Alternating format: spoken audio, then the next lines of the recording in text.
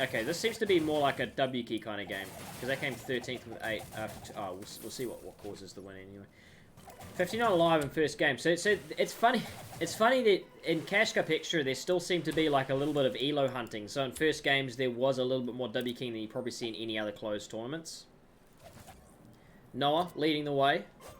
So this is a fucking key game. Look at this. There's only 53 alive still. Seconds just popped. Yeah, so this seemed to be like a more of an aggro game for them. You can see like they're looking for angles. They're definitely not trying to play slow. They're looking to take a couple kills if they can. I mean, look at Noah here. Oh, they're trying to get in though, eh? Like they're not fucking around. Noah's trying to see what's up. If this works out, if this actually works, oh my fucking god, I'll 4x it just to see. Like he's actually just camping a corner and his name's BL Highground. That is kind of ironic, isn't it? Oh my fucking god. It's gonna work, isn't it? Oh no. Oh no.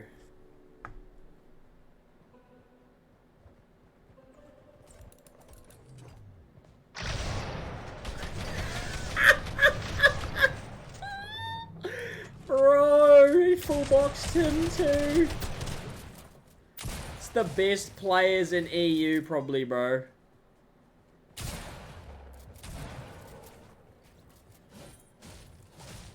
It's like probably the scariest fighting team in EU, and they've just gone and sat in a fucking corner. They sat there for a good 2 minutes waiting for that to happen, man. Oh no. He's gone and wasted his pad. Honestly, I understand it. If I'm Endone there, fuck it, I'm using my pad. You know, I think that's like a bit of a dick move, but fuck it, I'm using my pad for that. If someone does this to me, there's no way I'm not using my pad. I'm spamming as many mats as I can. I'm going to try throw my minis away. I'm going to make it as difficult for this person to loot me as possible. Fucking hell. Full boxed. That is so good. Alright, so they have to rotate in late because they did wait there for a significant amount of time. So rotating in late because they sat and waited for some poor souls. Alright, they get a fairly easy zone to rotate. But these kids are the issue. Because they've proven they're happy. The issue with doing what this team just did, right? I'm talking about this team specifically here. Is they've actually shown one of their cards, which is they're happy to be dickheads. They're happy to shoot ahead of you. They'll shoot ahead at your back while you're rotating ahead of them. They're happy to you know, try laze you, beam you, be on rotation. So if I'm this team, if I'm Noah and Vino and Rezon, I'm gonna make these guys rotate now because I want nothing to do with rotating ahead of them because we just know they're gonna shoot us in the back. So now the death around here is starting to make a little bit more sense because they probably maybe were a little bit aggressive in this first game. Like there's aggressive and then there's aggressive. This is a little bit overly so. Do they have more than one pad? Thing is we never know how many pads people have. It's so frustrating that this replay system tells you that there's one in every one of their inventories, but you actually just never know. So maybe they're planning to pad this because they've got multiple pads. Yeah, that's what they're going to do. But ideally, you never have to pad a zone at fourth. And because we had such an extreme zone that pulled... We had a zone that pulled... That there was fourth. We went all the way over this side. Basically, you're going to get a guaranteed... No... Like, everyone's going to group here. So ideally, if that team didn't hold them, they would have been able to wrap around. Because and then they would have been in ultimate position. Essentially, they could have been where these guys will end up. They can end up here and, like, refarm here something. So ideally, that's what would have happened, but instead that team rotated them behind them, showed the cards off that they weren't willing to do that, and now they're paying the price.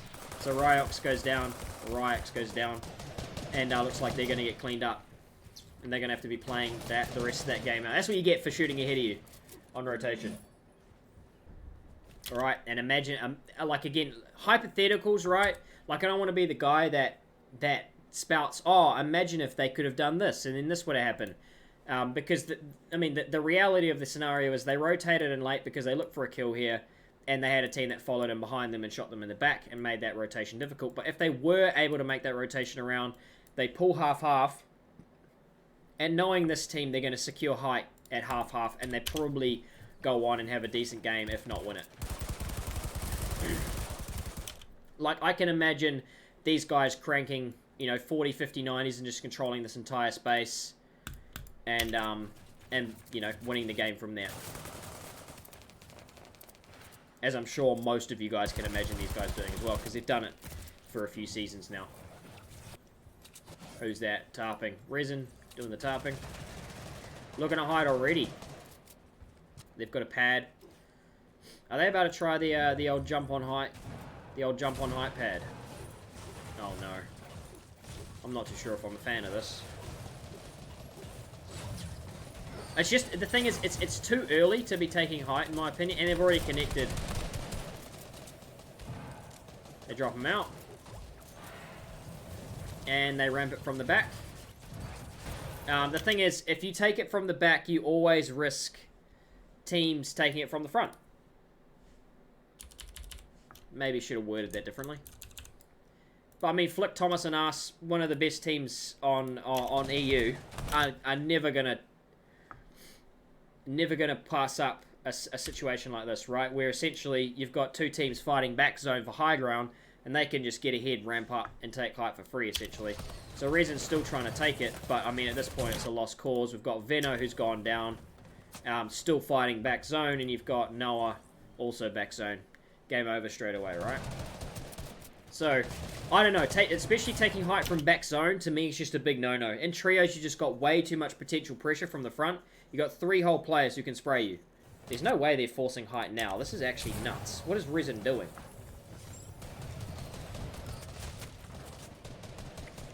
So he's popped a hop flopper. Okay, so they've both got hop floppers. Are they actually going to play height as a duo? Bro, these guys do not f***ing care. It is actually crazy.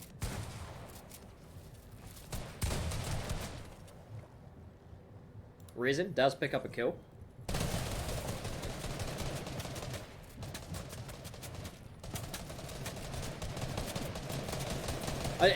So I've watched 2 games so far, right? And I feel personally confused about what's going on every time they get into late game. I'm not seeing a huge amount of sort of coherent plan. And of course, you don't need like a strict, I'm gonna do this zone, I'm gonna do this zone, but there doesn't seem like, are they gonna attempt to play height in a specific zone? Are they gonna, it seems to just be a bit of a hodgepodge. They kind of just do whatever at the time. Most teams would go down at around this sort of time. We're down to a solo with 29 health and 300 builds, and they're in 10th place, which is pretty decent. But he gets them, like, you see how long Veno survives for. Like, he obviously ekes out probably another, however much worth of placement, he gets another couple of kills. But I'm struggling to see a coherent game plan with these guys. You see what I mean? Like, this is not replicable. There is no way you can do this from game to game. So I think most teams would have gone down, and this situation would have gone down 9th, 8th, something like that. But he's managed to get them through to 6th, and it looks like he's going to get them another couple of kills. Gets him a kill, which is worth a decent amount. I think he gets another one too. He gets another one, which is crazy. Picks up 2 extra kills and gets them through to 4th. When, really, he probably should have died. Probably should have died in 10th, 9th, something like that. So, yeah, struggling to see a coherent game plan just yet. But like I said, I'm confident that'll be fixed, and it's more just new trio issues ironing themselves out. Honestly, this is just 3... Yeah, literally what Noam just said. This is 3 fraggers. This is 3 fraggers. I mean, Veno's obviously showed he's got the brains for solos. Rezon definitely does have a brain on him. I don't know. Honestly, I don't know a huge amount about Noah. Okay, so again, like, so focused on height. so focused on it. I think taking height this early in this meta just isn't as effective as it used to be. Look, it is hard suited it. That was very easy. Let's watch that, because we basically saw Noah run up from the inside. What did Veno and Rezon do? So the Rezon classic, as soon as half pops. I mean, Rezon did this in solos a lot. Veno's like, cool, bye, Rana, thank you. And then Noah comes and takes it from the other side. That's just wild, eh? Little cranking 90s and a cash cup extra. See, this is kind of why I don't understand taking height, because you're just gonna launch to height anyway. So all those 90s that they did were kind of wasted. They could just pad and take it later. Maybe I'm being a little cynical on it. Who knows? I just feel taking height at half is basically irrelevant, because everyone pads first moving anyway. So you can't hold it from back because someone has to pad. You don't have any other movement items to kind of play like back and then get over. You're at a state where you can just get shot by someone, and you're going to rely on 50-50ing them if they try and take height from front side, if you play back side, you know, following a pad like these guys essentially did. I know, I'm super iffy on it. Rezon doing the tarping. Let's see how he's going here. Just from what I remember live coaching him, he was really not good at connecting. I kept on telling him to connect, and he never did. And he was really, really bad at just constantly playing at really, really high levels, and he never dropped. You know, I think he's probably done a little bit too much there to try and connect them up, when honestly, a drop down and connect, like a regular drop down and connect, would have been totally fine. And that's exactly what I'm getting at. The whole idea of someone just padding on your fucking head out of nowhere. Skittles, degen ages, jump on the pad, and now they've got height. You know? So all that work that they put in, all the 90s up, it just doesn't matter. So now if we pop back over to these lads. Like I said, I just, from watching this, it just feels the team is a bit discombobulated. They don't necessarily have a plan. They're just adjusting to how each other's played. And the fact that they got third while they're still adjusting to how one another plays is pretty fucking impressive, really, isn't it? So again, you think back to last game, right? We had a scenario where Veno picked up basically like 3 or 4 kills as a solo on 0 mats and survived for probably a good minute, 2 minutes on 0 mats. And we're in another scenario where he's got no teammates at 11th place. He's just picked up the God refresh. He had absolute 0, complete 0 mats, and he's gone from that to 780 off just a random body. This is the kind of game that you can never replicate. This is the kind of RNG that you can never replicate. So I think it's really important to watch this and to say, yes, they might have played well in 3 or 4 games, but there was some element of luck to a couple of their games, and they do look a little bit out of sorts. They got a little bit of work to do, but obviously with the Veno clutch, with this Rezon clutch, there's a lot of talent in the team that will go a long way if they start putting like the right theory together. Remember, his team died in 11th, and he survives through to 6th.